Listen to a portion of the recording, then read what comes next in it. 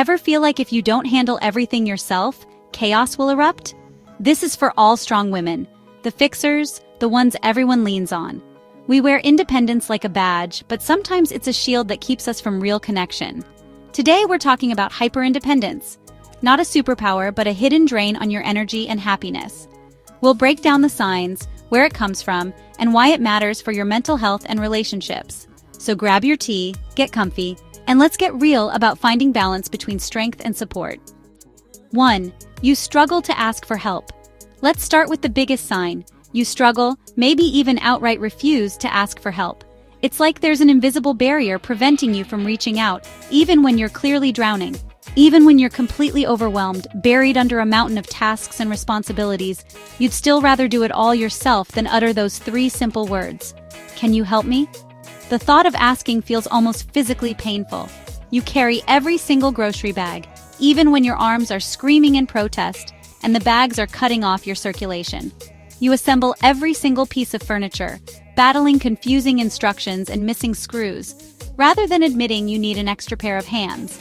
And you reflexively say, "Nope, I got it," before you even consciously think about whether or not you actually got it. It's an automatic defense mechanism. Asking for help feels like admitting defeat, like being a burden on others, or showing a sign of weakness that you desperately try to conceal. You'll happily help everyone else, offering your time, energy, and resources without hesitation. But asking for anything in return, even the smallest favor, feels incredibly selfish and uncomfortable. You see needing support as a fundamental flaw, something to be ashamed of and hidden at all costs, even if it ultimately leaves you completely exhausted, both physically and emotionally. You win the gold medal in the No I'm Fine Olympics, a competition you didn't even realize you were entered in. But the trophy for this particular victory isn't something to be proud of. It's loneliness, isolation, and ultimately, complete and utter burnout. This isn't just simple pride or a desire to be independent.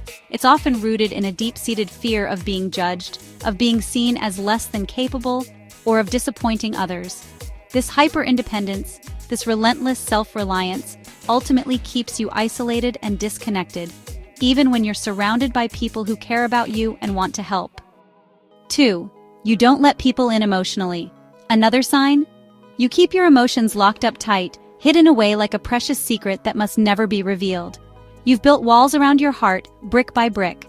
No matter how rough your day is, how challenging the circumstances, you smile and say, "I'm good," even when you're anything but. It's your default response, a shield against prying eyes. You're the listener, the supporter, always there to lend an ear and offer a shoulder to cry on. But when it's your turn to share, when you're the one who needs support, you deflect or joke, quickly changing the subject to avoid revealing your true feelings. You believe showing sadness or anxiety is a burden to others, that your vulnerability will push people away. Even with close friends or family, the people who supposedly know you best, you never reveal the full picture, always holding back a part of yourself, keeping secrets locked away. You curate a version of yourself that's always strong and stable, a carefully constructed facade that hides the cracks and vulnerabilities beneath. The fear, if people saw the real you, the flawed, imperfect you, they might leave. This emotional distance creates loneliness, a profound sense of isolation. Even in a crowded room surrounded by people, you still feel utterly alone. You crave connection, that deep, meaningful bond with another human being, but fear vulnerability more, the risk of being hurt or rejected. So you carry your feelings alone, a heavy burden that weighs you down, behind walls no one can breach, trapped in your own emotional Fort Knox. 3. You attach your worth to being capable. Do you tie your self-worth to how much you can handle? You're the one who juggles work, family, and everything else, alone. Accomplishments aren't just wins, they're proof of your value. But if you can't do it all, it feels like a personal failure. Your inner critic says you're only worthy if you're always capable. This mindset creates endless pressure and anxiety. You reject help not just out of pride, but fear that it makes you less valuable. But your worth isn't measured by your workload. You're valuable simply because you exist. 4. You feel uncomfortable relying on others. Relying on others makes you deeply uncomfortable even for small things. Someone offers a ride, and you'd rather call an Uber. Accepting help feels risky, like you're giving up control.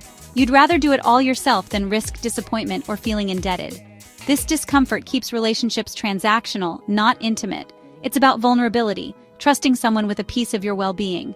The fear of being let down outweighs the relief of support, so you keep your guard up, even when it means carrying too much alone. 5. You take pride in handling it all. You take pride, a deep and abiding pride, in being the one who handles everything, the linchpin, the go-to person for every task, big or small. You thrive on the feeling of control, the sense of accomplishment that comes with juggling multiple responsibilities. You're the crisis manager, the one who steps in when things fall apart, calmly navigating chaos and finding solutions where others see only problems. The family rock, the unwavering source of support and stability for everyone you love. They rely on you, and you wouldn't have it any other way. The go-to at work, the one everyone turns to for advice, guidance, and a helping hand. Your expertise is valued, your opinion sought after. Offers of help can feel like insults, a challenge to your competence, a suggestion that you're not capable. You bristle at the suggestion you can't manage, your pride wounded by the implication that you need assistance. Exhaustion becomes a badge of honor, a visible symbol of your dedication and unwavering commitment, proof of your strength, your resilience, your ability to push through even when you're running on empty. The praise you get for doing it all is addictive, a validation of your efforts, a reward for your tireless dedication. So you keep piling on more, driven by the need to prove yourself, to maintain your image as the one who can handle anything.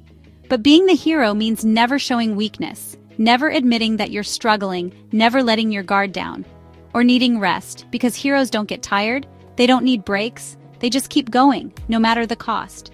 You deny yourself the right to be human, to have needs, to feel vulnerable, to ask for help. This hero complex looks strong, invincible even, a shining example of strength and capability. But it's isolating and exhausting, a heavy burden to carry alone, a constant drain on your energy and well-being. You're the only citizen in the city you're trying to save, a lone warrior fighting a battle that can never truly be won. 6. You're the first to say, "I don't need anyone." You say, "I don't need anyone," like it's your personal motto. It's a shield. If you don't need anyone, you can't be let down. This declaration is self-protection, not arrogance. It's a way to control the narrative and avoid vulnerability. But humans aren't meant to be islands. Pushing people away keeps you safe, but also alone. The more you repeat it, the more you reinforce your isolation. True strength is letting people in, not shutting them out. But where does hyper-independence come from? Often, it's a survival strategy from past trauma, abandonment, or betrayal. Maybe you learned early that relying on others was unsafe, or you were let down, so you built walls to protect yourself. These experiences create a core belief: I'm on my own. Even in safe relationships, your body remembers the old threat. Hyper-independence is your inner child's way of keeping you safe. But what protected you then may be holding you back now. Understanding the roots lets you start setting down the armor. Here's the shift. Real strength is healthy interdependence. It's not about being needy, it's about being stronger together. Think of a forest. Trees are resilient because their roots are intertwined. Interdependence means you can stand alone, but also lean on others. Your worth isn't tied to productivity. You can ask for help without shame. Vulnerability becomes a bridge, not a weakness. Letting someone help you is a gift to both of you. The goal isn't total independence or dependence, it's balance. Real strength is building bridges, not walls. You are worthy of support and love. If any of this resonated, you're not alone. Recognizing these patterns is the first step to healthier, more connected relationships. Share in the comments. Which sign hit home for you? If this helped, give it a thumbs up and share with someone who needs it. Subscribe for more real talk and empowerment. Remember, you are worthy of support. Take care of yourself.